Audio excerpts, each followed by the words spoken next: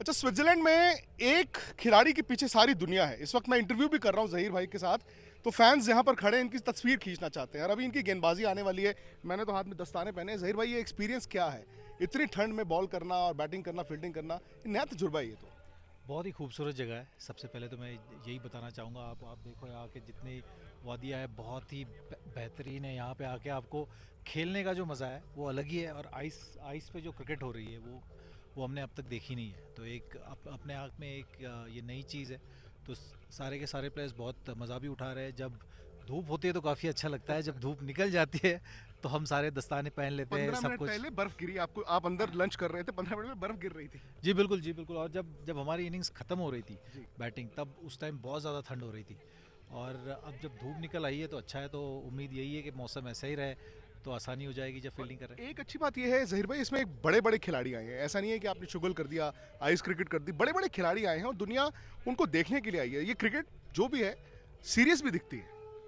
जी बिल्कुल। और देखिए, जब भी आप चाहे फेस्टिवल गेम भी खेल रहे हो, एग्जीबिशन गेम भी खेल रहे हो, जो आपकी जो एक कॉम्पिटिटिव एज जो होता है वो कभी जाता नहीं है किसी भी खिलाड़ी के लिए। तो उसी नज़रिए से देखिए, अभी रन तो अच्छे बने हैं। अभी होपफुली हम लोग डिफेंड कर पाएंगे ये टोटल। बिल्कुल। और खिलाड़ियों के साथ मुलाकात भी तो होती रही ना। आप इंडियन प्लेयर्स हैं, उधर से पाकिस्तानी प्लेयर्स हैं और बाकी मुल्कों के भी खिलाड़ी हैं। जी बिल्कुल। और जो ड्रेसिंग रूम की जो एक कमराडरी होती है वो भी एक तरीके से आप रीयूनियन ही कह लीजिए। सही बात है। जितने आप प्लेयर के साथ आप compete किया करते थे, उनके साथ यहाँ पे साथ में खेलने का मौका मिलता है। जो निजी ज़िंदगी में भी जो चल रहा है जानने का एक मौका मिलता है। तो एक अच्छी चीज़ है कि आप क्रिकेट से कनेक्टेड भी रहते हो और यादगार भी ताज़ा हो जाती है। खेलना मिस करते हैं आप?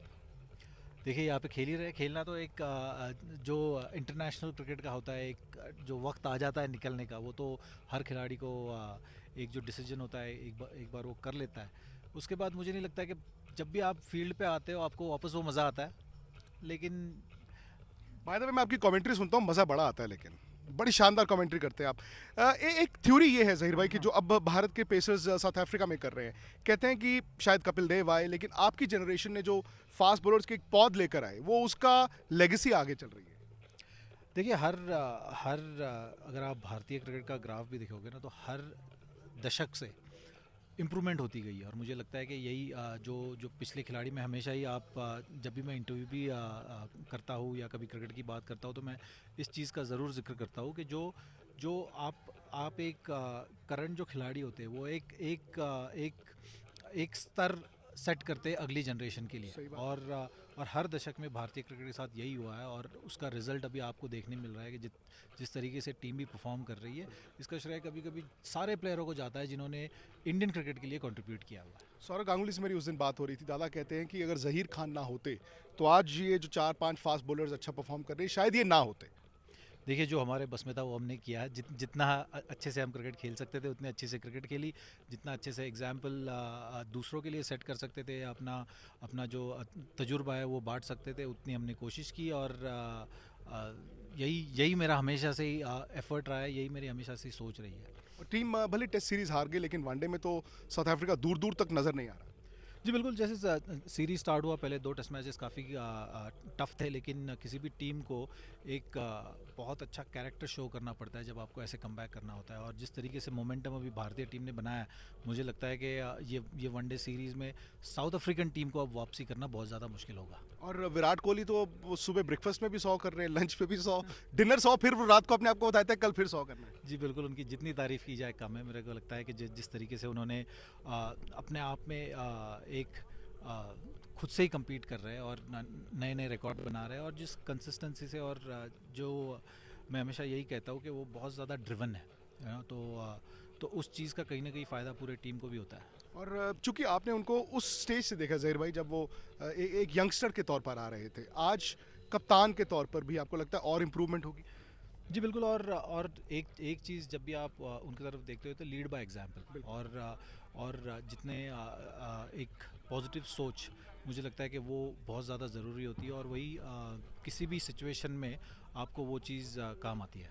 इंग्लैंड भी है दौरा, आखिरी सवाल यही है, और ऑस्ट्रेलिया भी है। आपने उस टीम्स के साथ आप खेले जिस टीम ने विदेश में जाकर जीतना शुरू किया।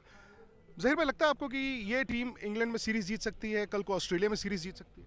जी बिल्कुल। और किसी भी कंडीशंस में जब आप एक बार जाते हो और अगर आप देखोगे कि बॉलिंग यूनिट को भी जितना एक्सपीरियंस फॉरेन कंडीशंस में और डिफरेंट कंडीशंस में खेलने का मिलेगा, उतना ही वो दूसरे टॉस के लिए बेटर प्रिपेयर कर सकते हैं। तो मुझे लगता है ये एक ऑनगोइंग प्रोसेस होती है।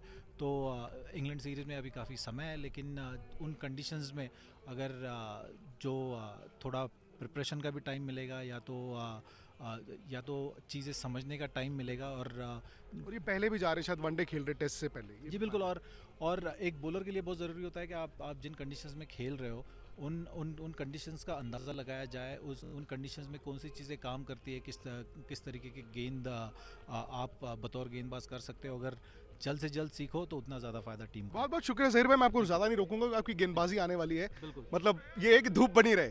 Thank you very much. Thank you. Rahul के साथ विक्रांत गुप्ता, सेंट मॉरिट्स आज तक।